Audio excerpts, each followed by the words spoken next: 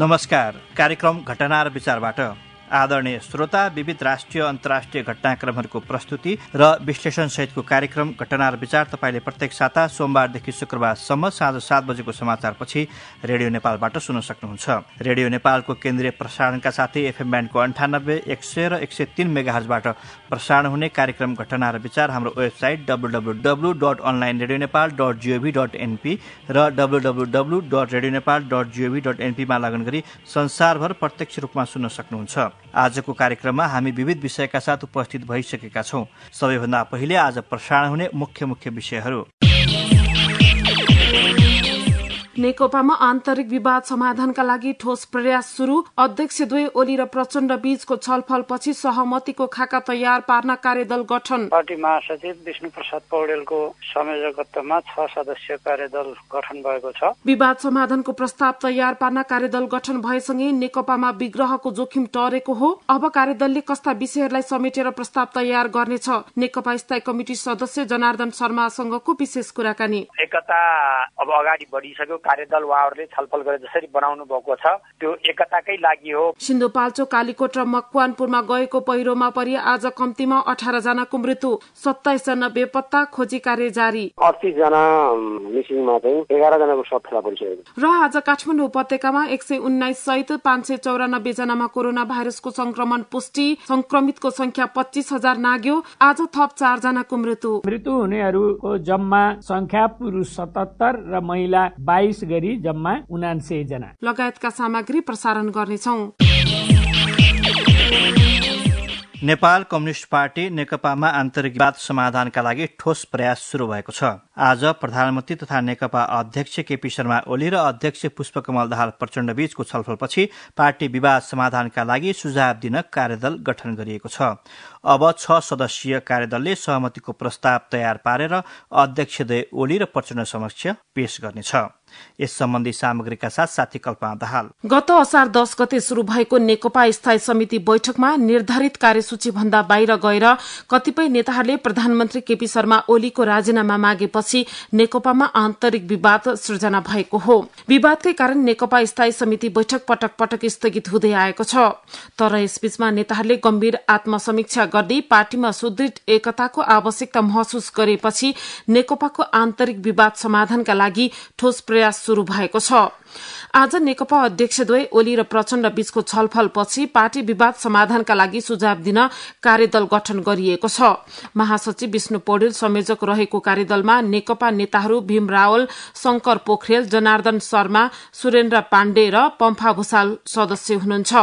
आज अध्यक्षद्वय ओली र प्रचण्ड बीच पार्टीको आन्तरिक जीवनमा देखा परेका समस्याको सकारात्मक ढंगले समाधान खोज्ने, आन्तरिक एकतालाई थप सुदृढ बनाउने, नेपाली जनताबाट प्राप्त जनादेश अनुरूप सरकार र पार्टीको भूमिकालाई प्रभावकारी ढंगले अघि बढ़ाउने विषयमा सहमति बनेको र यसलाई ठोस रूपमा लिखित प्रस्तावको रूपमा पेश गर्न कार्यदल गठन गरिएको प्रधानमन्त्री ओलीका प्रेस सल्लाहकार सूर्य थापाले जानकारी दिनुभयो। सल्लाहकार थापाले कार्यदललाई पार्टीको आन्तरिक समस्याको सकारात्मक ढंगले समाधान खोज्न, पार्टी एकतालाई अक्षुण्ण राख्न र पार्टी तथा सरकारलाई प्राप्त भएको जनादेश अनुसार प्रभावकारी ढंगले अघि बढ़ने सम्बन्धमा सुझाव दिन कार्यदेश दिएको जानकारी दिनुभयो। पार्टीका 2 अध्यक्ष सम्मान्य प्रधानमन्त्री केपी शर्मा ओली र अर्को अध्यक्ष पुष्पकमल दाहाल प्रचण्ड बीच आज भएको भेटमा पार्टीको आन्तरिक एकतालाई सुदृढ गर्ने, देखा परेका समस्याहरूको सकारात्मक ढंगले समाधान गर्ने र नेपाली जनताले प्रदान गरेको जनादेश अनुरूप प्रभावकारी रूपमा अघि बढ्ने विषयमा सहमति भएको छ। त्यसै अनुरूप हाल देखा परेका कतिपय समस्याहरूको समाधान सिफारिस गर्ने गरी पार्टी महासचिव विष्णु प्रसाद पौडेलको संयोजकत्वमा 6 सदस्यीय कार्यदल गठन भएको छ। कार्यदलले जति सक्दो छिटो समग्र समस्याहरूको समाधान गर्ने ठोस प्रस्ताव तयार गर्ने चाहिँ जिम्मेवारी रहेको छ। कार्यदलले यथाशक्य छिटो पार्टीको आन्तरिक समस्या समाधानका लागि सबै विषयलाई समेटेर एकीकृत ढंगले सुझाव दिने सल्लाहकार थापाले बताउनुभयो। कार्यदलले पार्टीमा देखिएको समस्याको सम्बन्धमा कुन विषयमा कसरी सहमति गर्ने भनेर अध्यक्षद्वय ओली र प्रचण्ड समक्ष लिखित सुझाव पेश गर्ने सल्लाहकार थापाले बताउनुभयो। एक साताभन्दा बढ़ी समयदेखि संवादमा नरहनु भएका प्रधानमन्त्री तथा नेकपा अध्यक्ष ओली र अध्यक्ष प्रचण्ड बीच हिजो पार्टीको आन्तरिक विवाद समाधान बारे विस्तृत छलफल भएको थियो। आज पनि अध्यक्षद्वय बीच छलफल भएपछि पार्टी विवादको समाधानका लागि समग्र विषयमा सुझाव दिन कार्यदल बनाइएको हो। अध्यक्षद्वय ओली र प्रचण्ड बीचको भेटवार्ता र विवाद समाधानका लागि सुझाव दिन कार्यदल गठन गरिनुलाई नेकपा नेता कार्यकर्ताले पार्टी विवाद समाधानका लागि सकारात्मक प्रयत्नको रूपमा हेरेका छन्। पार्टीमा देखिएका सबै समस्याको सकारात्मक ढंगले समाधान खोज्दै आन्तरिक एकतालाई थप सुदृढ बनाउन अध्यक्षद्वय सहमत भएपछि नेकपा नेता कार्यकर्ता उत्साही बनेका छन्। नेकपामा नयाँ ढंगले सुदृढ एकता कायम हुने उनीहरूको विश्वास छ। नेपाल कम्युनिस्ट पार्टी नेकपामा आन्तरिक विवाद समाधानका लागि प्रस्ताव तयार गर्न कार्यदल गठन गरिएको छ र कार्यदल गठन गरिएसँगै नेकपाको आन्तरिक विवाद समाधानका निम्ति केही दिनमै ठोस प्रस्ताव तयार हुने अपेक्षा छ र नेकपामा जुन स्तरका विषयहरू उठेका छन् ती निकै गम्भीर छन् र विशेष गरी अध्यक्षद्वय केपी शर्मा ओली र पुष्पकमल दाहाल प्रचण्ड बीचको छलफलपछि कार्यदल बनेको छ। कार्यदलले पार्टीको आन्तरिक विवाद समाधानसँगै सरकारको भूमिकालाई थप प्रभावकारी बनाउने लगायतका विषयमा पनि अध्यक्षद्वय समक्ष ठोस प्रस्ताव राख्ने जनाइएको छ र आज हामीले नेकपाको यो कार्यदलले कस्ता विषयहरूमा गृह कार्य गर्नेछ, कहिलेसम्म सुझावहरू तयार गर्नेछ र नेकपामा कार्यदल गठन गरेर सहमतिका निम्ति प्रस्ताव तयार गर्ने भनिएसँगै अब के साँच्चीकै पार्टी एकतातर्फै अग्रसर भएको हो, यो विषयमा केन्द्रित रहेर कुरा गर्दैछौँ र यसका निम्ति आज हामीले नेपाल कम्युनिस्ट पार्टी नेकपा स्थायी कमिटिका सदस्य जनार्दन शर्मालाई कार्यक्रममा आमन्त्रण गरेका छौँ। उहाँ आजै गठन भएको कार्यदलका सदस्य समेत हुनुहुन्छ। स्वागत छ यहाँलाई कार्यक्रममा। धन्यवाद। सबैभन्दा पहिले यो लामो समयपछि अध्यक्षद्वयले के त्यस्तो कुरा महसुस गर्नुभयो जसका कारणले पार्टीको आन्तरिक विवाद समाधानका निम्ति कार्यदल बनाउने ठाउँमा पुग्नुभयो यहाँहरू? दुई अध्यक्ष बीच र सचिवालयका सदस्यहरू बीच मुख्य गरी जुन समस्या देखा परेको छ त्यसले आम पार्टीलाई प्रभावित गर्यो। बैठक समेत अवरुद्ध हुने अवस्था, सञ्चालन नहुने अवस्था देखा परे। त्यसले अझ आम जनता र कार्यकर्ताहरूमा एउटा चिन्ता देखा पर्यो र सबैबाट जनस्तरबाट, कार्यकर्ता स्तरबाट र विभिन्न तहका नेताहरूबाट पार्टी एकताको विकल्प पार्टी एकता नै हो भन्ने भनाइ जोरदार रूपमा अगाडि बढ्यो। एउटा कुरा। दोस्रो कुरा, उहाँहरूले पनि आफ्ना असमझदारीहरूको बीचमा कसरी समाधान गर्ने भन्ने छलफल गराउनका लागि हामीले पनि मेहनत गर्यौं। विशेष गरी मैले, विष्णु पौडेल अनि शङ्कर पोखरेलले विशेष ढंगले दुई अध्यक्षहरूसँग फरक फरक र संयुक्त पनि छलफल गर्यौं र अरू धेरै साथीहरूले पनि यसमा योगदान गर्नुभयो र छलफल निरन्तर भइराख्यो र विभिन्न समूहहरूमा पनि छलफल भइराख्यो र सबैको एउटै स्पिरिट देखा पर्यो, पार्टी एकतालाई बचाएर जानुपर्छ भन्ने कुरा र उहाँहरू दुईटा अध्यक्षभित्र पनि पार्टी एकता बचाउनुको विकल्प छैन भन्ने अन्तर्निहित चाहनाका कारणले उहाँहरू आज पार्टी एकतालाई बचाएर जाने, सकारात्मक ढंगले सोच्ने र अब एउटा साझा प्रस्ताव बनाएर स्थायी कमिटी बैठकमा छलफल गरेर समस्याको समाधान गर्ने भन्ने ठाउँमा पुग्नु भएको हो। अब अध्यक्षद्वय त्यो ठाउँमा पुगिसक्नुभयो र सँगसँगै कार्यदलको समेत घोषणा भइसकेको स्थिति छ। अब तपाईहरूले गर्ने छलफलका विषयहरू भनेका के हुन्? अब पार्टीभित्रको आन्तरिक विषय, स्थायी कमिटीमा उठेका विषय मात्रै हुन् अथवा समग्र सरकारको प्रभावकारिता, पार्टीको प्रभावकारिता, भोलि चाहिँ महाधिवेशनसम्मका विषयहरू छन्, सँगसँगै राजीनामासम्मका विषयहरू छन्। अब तपाईँको कार्यक्षेत्र, तपाईँहरूले छलफल गर्ने विषय भनेका चाहिँ कति हुनेछन्? हाम्रो कार्यक्षेत्र भनेर तोकिएको छैन। पार्टीको आन्तरिक जीवनमा पैदा भएका समस्याहरूलाई समाधान गर्नका लागि एउटा साझा प्रस्ताव तयार गर्ने भन्ने मूल स्पिरिट हो। त्यो स्पिरिटभित्र पार्टीको विधि पद्धति, पार्टी सञ्चालन, पार्टीलाई प्रभावकारी बनाउने कुराहरू, एकतालाई टुङ्ग्याउने कुराहरू पनि पर्दछन् मेरो आफ्नो व्यक्तिगत विचारमा। सँगसँगै सरकारको प्रभावकारिता, सरकारको सञ्चालनका कुराहरू पनि पर्दछन् र नेताहरूका आपसी मनमोटाव र अन्तर्विरोधहरू पनि देखा परे त्यसलाई पनि सहजीकरण गर्ने, त्यसलाई पनि हल गर्ने कुराहरू पर्दछन् र हामीले यी समग्र वैचारिक विधिगत कुराहरूलाई पनि थप विकास गर्नुपर्ने र समाधान गर्नुपर्ने भएको हुनाले हाम्रो केन्द्रीय समितिले यस पूर्व नै निर्णय गरिसकेको एकता महाधिवेशनको कुरा पनि छ र एकता महाधिवेशनलाई कसरी सम्पन्न गर्ने, कस्तो मापदण्ड बनाउने, कसरी अगाडि बढ्ने भन्ने विषयहरू पनि पर्दछन्। सायद हामी यिनै विषयहरूमा छलफल गरेर प्रस्ताव तयार गर्छौँ होला। अब भोलि नै हाम्रो कार्यदलको बैठक बस्ने भएको हुनाले हाम्रो विषयवस्तु र हाम्रो सेड्युल भोलि नै हामी तयार गर्छौँ। जस्तो यहाँले सेड्युल विषयवस्तु तयार गर्छौँ भनिरहँदा आम रूपमा आएको चर्चा भनेको अब अहिलेको केन्द्रीय कमिटीलाई चाहिँ महाधिवेशन आयोजक कमिटीको रूपमा बदल्ने, त्यसपछि महाधिवेशनको तयारी थाल्ने भन्ने तिरै केन्द्रित छ भन्ने कुराहरू आइरहेका छन्, त्यस्तो हो?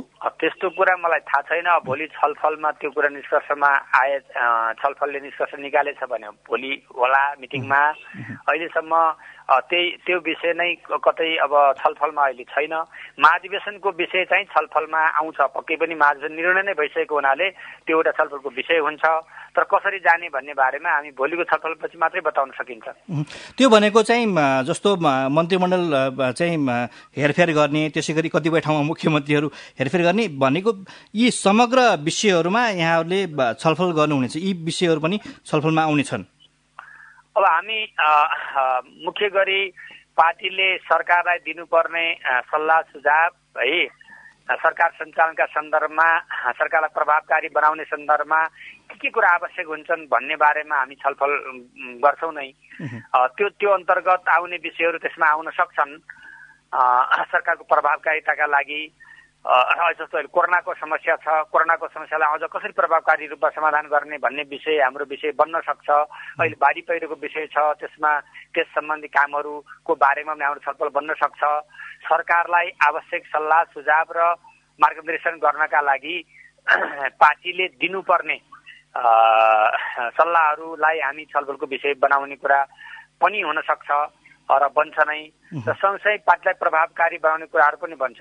यी दुवै मुख्यतः पार्टी र सरकारलाई प्रभावकारी बनाउने कुरासँग सम्बन्धित छ। त्यो भनेको महाधिवेशन पनि हो, तत्कालको समस्या पनि हो, दीर्घकालीन रूपले हल गर्ने कुरा पनि हो। यी सबै विषयमा हामी सायद छलफल गरौँला। यहाँलाई कति विश्वास छ कि जसरी चाहिँ नेताहरू जो कार्यदलमा हुनुहुन्छ उहाँहरू पनि एउटा एउटा नेताको समूहबाट भन्ने खालका टिप्पणीहरू भएको स्थितिमा त्यो कार्यदलभित्र ठोस खालको सहमति जुट्ने, जसरी यहाँले हामीले यो बीचमा प्रयत्न पनि गऱ्यौँ, दुवै अध्यक्षलाई भेट्यौँ, कुराहरू पनि राख्यौँ भनिरहँदाखेरि अब चाहिँ यो एकतातिरै अग्रसर बन्यो नेकपा भन्ने स्थिति बन्ने त्यो सम्भावना तपाईँ कति देख्नुहुन्छ? म पुरै विश्वस्त छु। अब एकतामा अब अगाडि बढिसक्यो कार्यदल, उहाँहरूले छलफल गरेर जसरी बनाउनु भएको छ त्यो एकताकै लागि हो भन्ने कुरा म पूर्ण विश्वस्त छु। र म के पनि तपाईँलाई स्पष्ट गर्न चाहन्छु भने विभिन्न समूहको कुरा होइन, हामी विधि पद्धतिको कुरा गर्दा हामी एउटै समूह हो।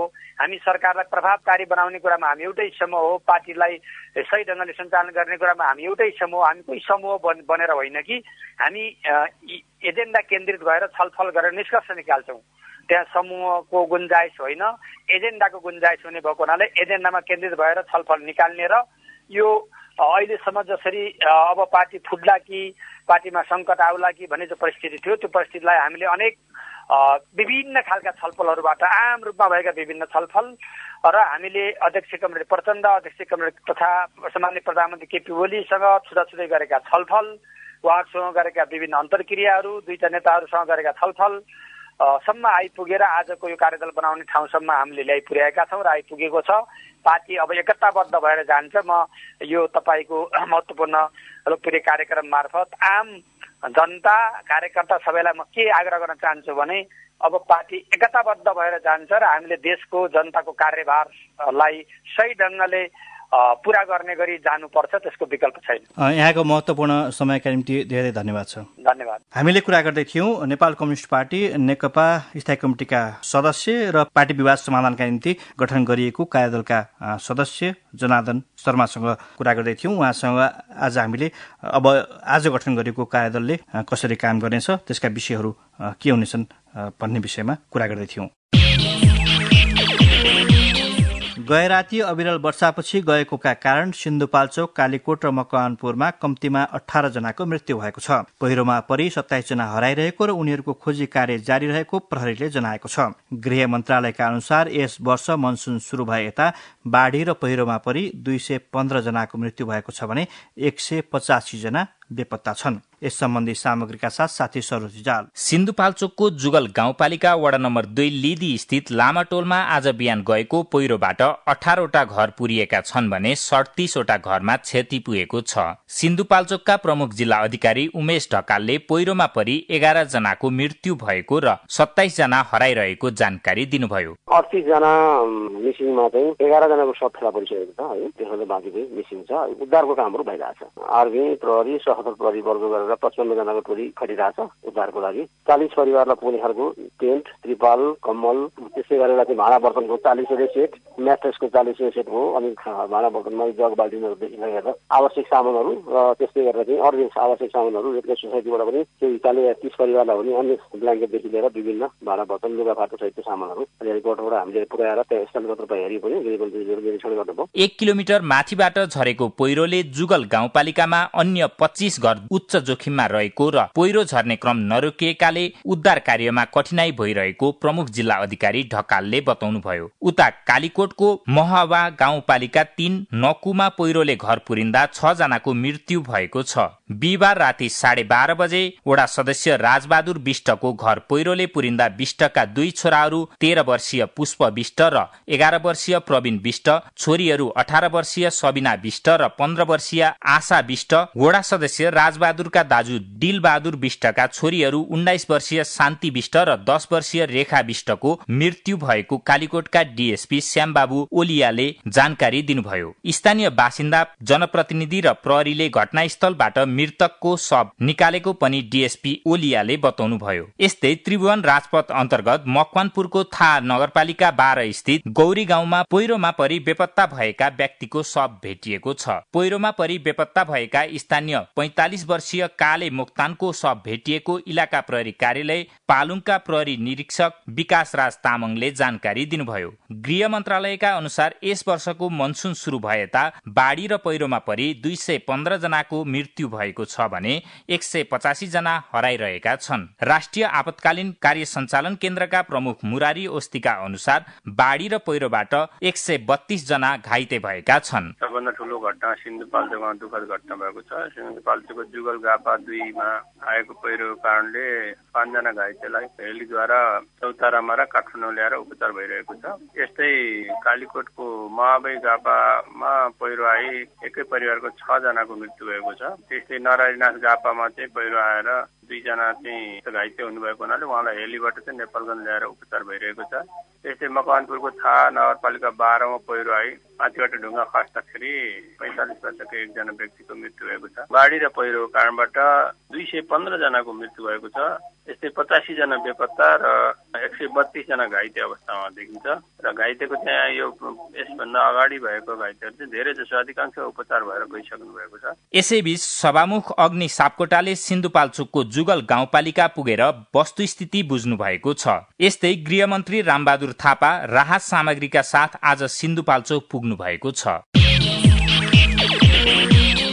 आज काठमाडौँ उपत्यकामा 119 सहित 594 जनामा कोरोना भाइरसको संक्रमण पुष्टि भएको छ। यो सँगै नेपालमा कोरोना भाइरसबाट संक्रमित हुनेको संख्या 25,000 नाघेको छ। स्वास्थ्य मन्त्रालयका अनुसार कोरोना भाइरस संक्रमणका कारण आज थप 4 जनाको मृत्यु भएको छ। काठमाडौँ उपत्यकामा कोरोना संक्रमितका लागि अस्पतालमा शैय्या अभाव हुन थालेको भन्दै सरकारले निजी अस्पतालहरूलाई कोरोना संक्रमितको उपचारका लागि 20% शैय्या छुट्याउन आग्रह गरेको छ। यस सम्बन्धी सामग्रीका साथ साथी कल्पना दाहाल। देशभरका 39 वटा ल्याबमा गरिएको परीक्षणमा थप 594 जनामा कोरोना भाइरसको संक्रमण पुष्टि भएको हो। यो सँगै नेपालमा कोरोना भाइरसबाट संक्रमित हुनेको संख्या 25,551 पुगेको स्वास्थ्य तथा जनसंख्या मन्त्रालयले जनाएको छ। आज संक्रमण पुष्टि हुनेमा काठमाडौँ उपत्यकाका 119 जना छन्। आज काठमाडौँका 83, ललितपुरका 30 र भक्तपुरका 6 जनामा कोरोना भाइरसको संक्रमण पुष्टि भएको हो। यस्तै पछिल्लो 24 घण्टामा कोरोना भाइरसको संक्रमणबाट 4 जनाको मृत्यु भएको छ। कोरोना भाइरसको संक्रमणबाट मृत्यु हुनेमा मोरङ र सिरहाका एक जना पुरूष र बाराका 2 जना पुरूष रहेको स्वास्थ्य मन्त्रालयको नियमित पत्रकार सम्मेलनमा प्रवक्ता डाक्टर जागेश्वर गौतमले जानकारी दिनुभयो। यो सँगै नेपालमा कोरोना भाइरसको संक्रमणबाट मृत्यु हुनेको संख्या 49 पुगेको छ। यस्तै कोरोना भाइरसको संक्रमणलाई जितेर गएको 24 घण्टामा 240 जना घर फर्किएका छन्। यो सँगै नेपालमा कोरोनालाई जितेर घर फर्कनेको संख्या 17,077 रहेको प्रवक्ता गौतमले जानकारी दिनुभयो। यसैबीच काठमाडौँ उपत्यकामा कोरोना संक्रमितका लागि अस्पतालमा शैय्या अभाव हुन लागेको भन्दै सरकारले निजी अस्पतालहरूलाई कोरोना संक्रमितका उपचारका लागि 20% शैय्या छुट्याउन आग्रह गरेको छ। काठमाडौँमा कोरोना भाइरसका संक्रमित बढ़ेपछि अस्पतालमा शैय्याको अभाव हुन थालेपछि कम्तीमा 20% शैय्या कोरोना संक्रमित बिरामीको उपचारका लागि छुट्याउन आग्रह गरिएको स्वास्थ्य मन्त्रालयका प्रवक्ता गौतमले बताउनुभयो।